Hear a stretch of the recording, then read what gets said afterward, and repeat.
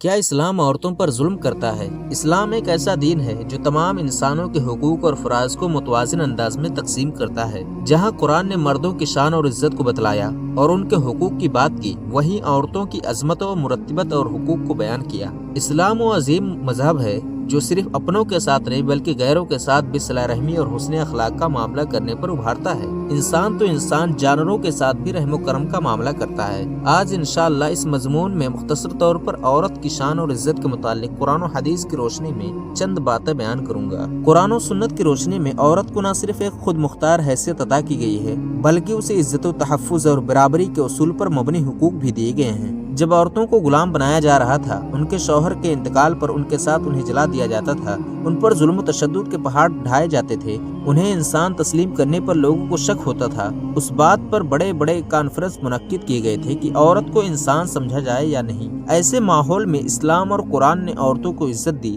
اور یوں ارشاد فرمایا، اے لوگو، اپنے رب سے ڈرو جس نے تمہیں ایک جان سے پیدا کیا اور اسی سے اس کا جوڑا بنایا اور ان دونوں سے بہت سے مرد اور عورتیں پیدا کی۔ سورہ نساء۔ یہ آیت اس بات کی وضاحت کرتی ہے کہ مرد اور عورت ایک ہی خاندان کے افراد ہیں، ان کے حقوق و فرائض یکساں ہیں۔ اسی طرح قرآن ایک جگہ اور کہتا ہے، میں تم میں سے کسی عمل کرنے والے کا عمل ضائع نہیں کرتا، خواہ وہ مرد ہو یا عورت، تم سب ایک دوسرے کے برابر ہو۔ سورہ آل عمران۔ لیکن آج جس قدر عورتوں کے حقوق کو پامال کیا جاتا ہے وہ ناقابل بیان ہے۔ عورت کو صرف چار دیواریں کی زینت بنا کے گھریلو کام کاج کرنے کی مشین سمجھنا یہ لوگوں کی ذہنیت بن گئی ہے۔ عورت یہ نہیں کر سکتی، عورت وہ نہیں کر سکتی، وغیرہ وغیرہ۔ لیکن اسلام نے جہاں مرد کو آزادی دی ہے، جتنی چاہے ترقی کرے، اتنا ہی اختیار ایک عورت کو بھی حاصل ہے۔ چنانچہ اللہ کے رسول صلی اللہ علیہ وسلم ارشاد فرماتے ہیں، علم حاصل کرنا ہر مسلمان پر فرض ہے، خواہ وہ مرد ہو یا عورت۔ اسلام نے عورتوں کو مقام دیا ہے جو شاید ہی کسی مذہب نے دیا۔ اگر عورت ماں ہے تو اس کے قدموں کے نیچے اس کی اولاد کی جنت ہے۔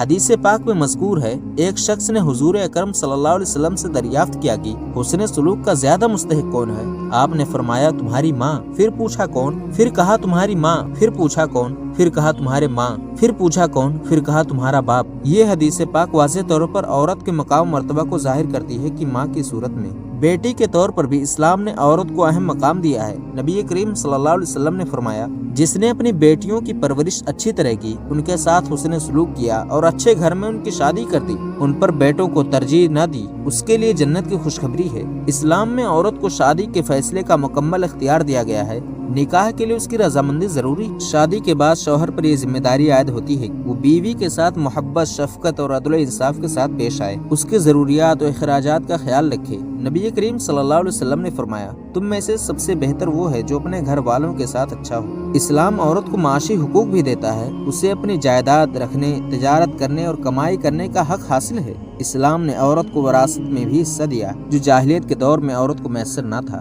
عورت اپنے والد اور شوہر کی وراثت میں حصہ دار ہوتی ہے اور یہ حق کوئی اس سے چھین نہیں سکتا۔ عورت پر مالی ذمہ داریاں عائد نہیں کی گئیں۔ نکاح کے وقت مہر اس کا حق ہے اور شادی کے بعد اس کی کفالت شوہر کی ذمہ داری ہے۔ عورت اپنے مال کی مالک رہتی ہے اور شوہر کو اس پر کوئی اختیار نہیں۔ اگر وہ چاہے تو کام کر سکتی ہے اور گھر کے معاملات میں حصہ لے سکتی ہے، بشرطیہ کہ اس کے وقار اور عزت کا تحفظ ہو۔ اسلام نے عورت کو مقام دیا جو اس کے فطری تقاضوں کے مطابق ہے، اسے عزت، تحفظ اور برابری کے حقوق دیے گئے ہیں۔ یہ حقوق نہ صرف اس کی زندگی کو پرسکون بناتے ہیں بلکہ معاشرے میں عورت کی اہمیت کو بھی اجاگر کرتے ہیں۔ اسلام کے عطا کردہ اصول عورت کی عزت و عظمت اور اس کے وقار کو یقینی بناتے ہیں۔